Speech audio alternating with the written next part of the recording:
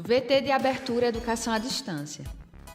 Diferentes formas geométricas se movem, cortadas pelas cores azul, verde, amarelo e vermelho. Se transformam na logo da Escola Técnica Estadual Professor Antônio Carlos Gomes da Costa. As cores e formas se misturam em fundo azul e vermelho. Abaixo e à direita da tela, o nome: Educação à Distância. Curso Técnico em Desenvolvimento de Sistemas. Disciplina Gestão da Carreira. Competência 2. Conhecer as boas práticas para participação em entrevistas de recrutamento e seleção. Olá, alunos. Bem-vindo à segunda competência de gestão de carreira. Nessa competência, nós vamos falar sobre a postura de vocês no processo de recrutamento e seleção, principalmente em dinâmicas e entrevistas. Antes disso, eu quero ressaltar, no entanto, que você deve olhar no seu material alguns pontos, como você ser o próprio gestor da sua carreira, como a questão da flexibilidade desse profissional que a gente espera no mercado e a diferença entre trabalhabilidade e empregabilidade. A empregabilidade gera-se um vínculo com a empresa e a trabalhabilidade, você vai desenvolver as suas competências, o seu chá, como um profissional aprendiz, sempre em constante desenvolvimento, ok? Vamos à entrevista. Olá, alunos. Nessa aula da competência 2 de gestão de carreira, nós vamos ter um convidado muito especial também, o professor Alexandre Nunes, que é doutorando em educação e consultor organizacional e meu amigo. Alexandre, me diga uma coisa, os alunos têm muita dificuldade como se comportar numa dinâmica de grupo, como estar bem numa entrevista de seleção. Me dê umas dicas da sua percepção geral, depois eu vou lhe provocar um pouquinho. Pois não. Em primeiro lugar, eu gostaria de parabenizar a sua preocupação com esses temas que são de relevância fundamental para o processo seletivo. Veja, antes de comentar, de trazer algumas orientações, diferenciarmos o que é uma entrevista e o que é o processo de dinâmica de grupo. A entrevista é um momento em que o candidato ele vai relatar todas as informações que ele pôs no currículo. Entrevista geralmente é feita a partir do que ele relata no currículo. Agora, esse currículo vai ter voz. Então, ele está sendo entrevistado individualmente. Processo de dinâmica de grupo, esse candidato será posto em relação a outros candidatos e as relações interpessoais e as competências que são mobilizadas em grupo serão avaliadas. Então, nós conversaremos agora desses dois momentos distintos e que posturas posições serão relevantes para que o candidato realmente ele gere uma impressão positiva para o processo de seleção. É uma dúvida constante os alunos perguntarem: professora, eu devo ficar mais extrovertido, eu sou tímido na hora de uma dinâmica ou na hora de uma entrevista para parecer mais seguro? O que você acha sobre isso? É uma boa pergunta. Veja, então vamos começar com o processo de entrevista. Depois conversaremos um pouco sobre o processo de dinâmica de grupo. A entrevista, como eu falei anteriormente, é o momento em que o candidato vai estar frente a frente com o selecionador. Primeiro passo, eu parto de uma premissa que tudo que é espontâneo e natural se constitui com mais fidelidade e segurança. Então é importante que você não faça um tipo, não crie um tipo e se foque nas informações fidedignas que você venha agora a falar, comentar, uma vez que você pôs no currículo. Então o que eu diria? Não tente criar uma expectativa para a empresa a partir do que você imagina que a empresa considera como sendo importante. Porque, de repente, aquilo que você está forçando como um personagem pode ser justamente o contrário. Então, eu sempre faço uma analogia não muito simpática, que as pessoas no processo seletivo são como objetos de vitrine. Alguns passam e dizem assim: vou levar esse objeto. Outros dizem: não achei interessante. Então, você está sendo ali, metaforicamente, um objeto de vitrine. Algumas organizações irão comprar, outras não. Agora, se você fica tentando imaginar qual personagem que você vai criar para ser comprado, você pode até, de alguma forma, ser pego pelo justamente o contrário. Você deixando de ser espontâneo, que era justamente o perfil que a empresa gostaria, e você termina sendo prejudicado. Então, respostas fidedignas, seguras, fundamentadas. Uma coisa que eu percebo muito, Lorena, é que não basta responder. É preciso que você fundamente a resposta que você fornece. Então, por exemplo, exemplificando, Como é que você se vê como um aluno, na sua escolaridade? Como é que essa dinâmica como aluno? Então, na entrevista você vai e encanta. Eu sou um aluno muito dinâmico, eu sou um aluno muito empreendedor. Ok, então me fale, fora a sala de aula, quais são as coisas que você faz que justifica esse dinamismo? Bem, e aí o silêncio. Então vejam que você anuncia um perfil, cria uma expectativa no entrevistador e não sustenta. Então, se você não é esse perfil de aluno empreendedor, que é um aluno que se limita exclusivamente à sala de aula, tenha cuidado com o que vai dizer, porque uma seleção analítica, ela vai querer saber os porquês e as justificativas de tudo que você disser. Então, se você não tem a competência desenvolvida, não simule. Isso, exatamente. Porque, na realidade, não é uma simulação. A gente tem que perceber a entrevista, tal como o currículo, numa outra aula que você teve, por sinal excelente, com o professor Silvio de Paula, falando sobre a questão. O currículo é um momento de expressar a minha realidade, o meu perfil profissional. E a entrevista é um momento para que eu fale desse perfil, agora que seja fidedigno. E quanto mais fidedigno, eu vou ter condições de realmente justificá-lo sem simulações, que é a palavra-chave que você coloca. Com certeza. Agora me diga uma coisa, na dinâmica, algumas pessoas ficam mais quietinhas, outras são mais atiradas.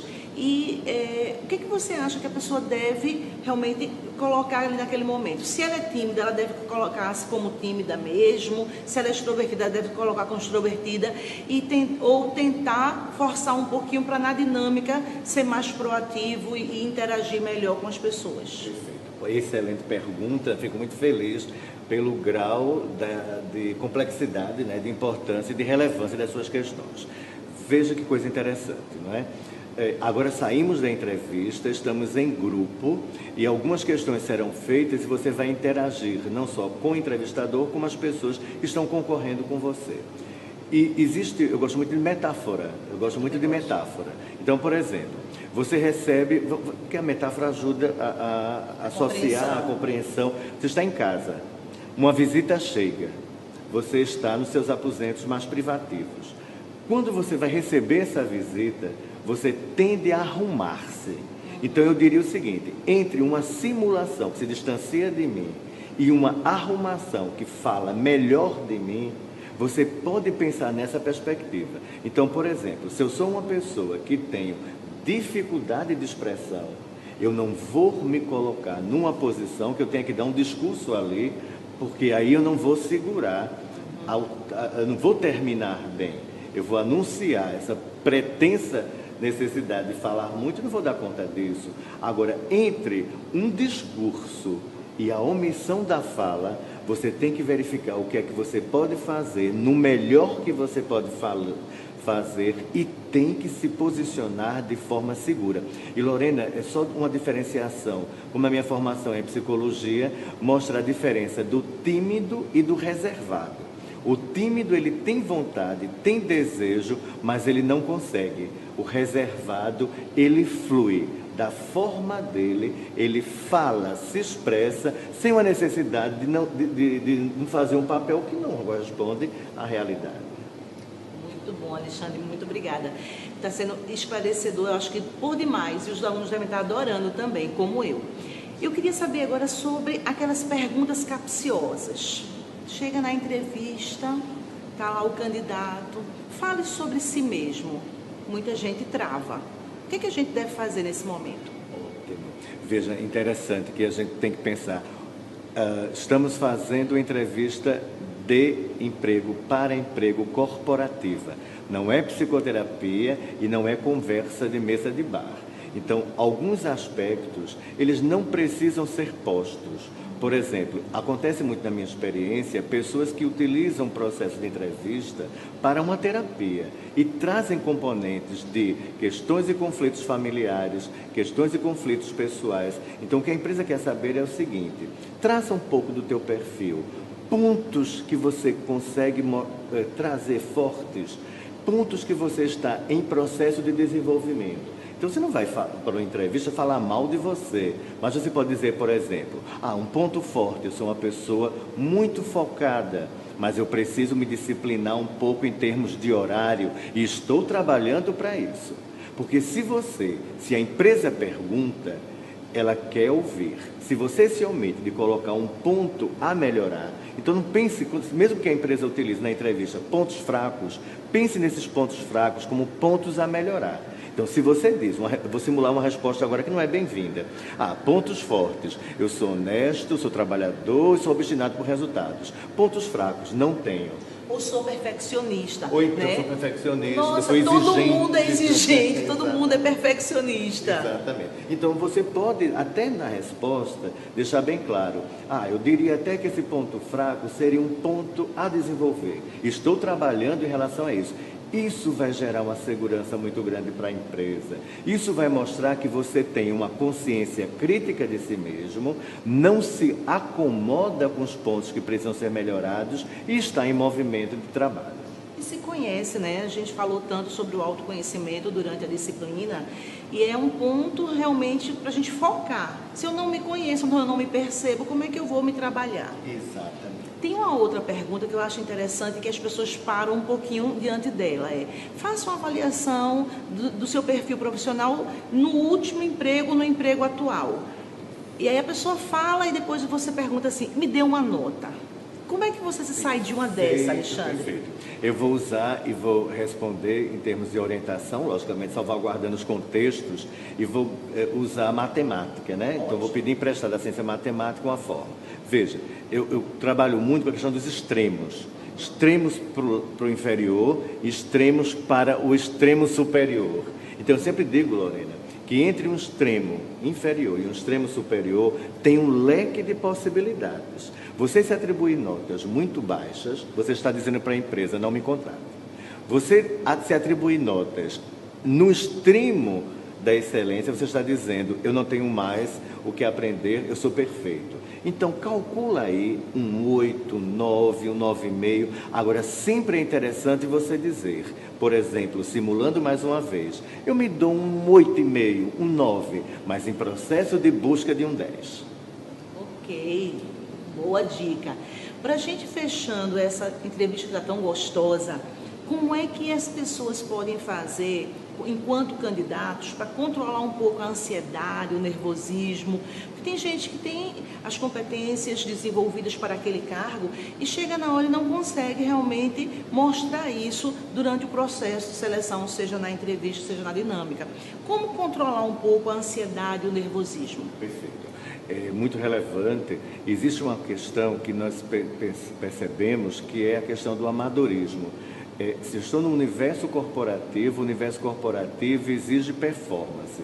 Se eu tenho dificuldade, por exemplo, de expressão, é importante que você faça realmente um treino, que você simule para você mesmo as possíveis perguntas que serão feitas, que você responda, que você peça, solicite alguém da sua família que faça um enquadre, porque existe uma lógica na política americana, nas corporações americanas, que o lema é treinar, treinar e treinar. Cuidado com o improviso, prepare-se. Não é? Então eu sempre digo assim, você não deve ir com um script fechado, não é uma peça que você vai ter que fazer, mas você precisa se preparar para algumas questões e não ser pego de surpresa. Então, por exemplo, tem algumas pessoas muito ansiosas, então procure evitar falar mais rápido, vá se controlando e fazendo justamente o contraponto. Se eu tendo a ser mais lento, eu tente acelerar um pouco. Se eu tendo a ser no momento de tensão mais rápido, eu vá me policiando e coloque assim, eu vou falar como se fosse para um estrangeiro, ele não entende bem o português, e criando formas, estratégias para que essa minha performance apareça melhor, e se autocontrolando. Agora, você colocou uma coisa fundamental, eu preciso me conhecer. Eu não posso considerar que não há nada que não precise ser melhorado, ao contrário, é como na docência. Toda aula deve ser planejada, preparada e temos até que ter planos B, os planos contingenciais. Algumas perguntas, como você bem colocou, podem nos tirar do eixo. Então, quanto mais treinar, melhor. E você traz agora o plano B que a gente colocou durante essa disciplina. E como plano B, eu lhe pergunto, alguma coisa que você possa acrescentar que eu não tenha perguntado e deixe como dica final para nosso aluno? Ok. vê só, o que acontece hoje nas seleções é justamente a busca de uma justificativa. Então eu te pergunto, você tem um curso de inglês, por exemplo? Tenho. Qual é a importância desse curso? Qual é a relação desse curso para a sua performance profissional? Não ter esse curso dificultaria em quê na sua performance? Então, existe hoje uma tendência de uma entrevista analítica. Analítica vem de decomposição, de análise, de questionamento dos porquês. Então, não basta que eu os tenha. Os currículos hoje, eles parecem mais reprodução em série. Todos. Você faz 6 meses de inglês, vai por lá, inglês básico. As informáticas todas são iguais, o Windows, Excel. Agora, qual é a relevância disso? Então, está preparado para perguntas do tipo por quê? E questões do tipo, por que eu deveria lhe contratar? Essa é uma pergunta que tem sido feita. Outra questão que tem sido feita também. Eu queria marcar com você um momento para você fazer uma apresentação em Data Show e se apresentar no nível pessoal e profissional.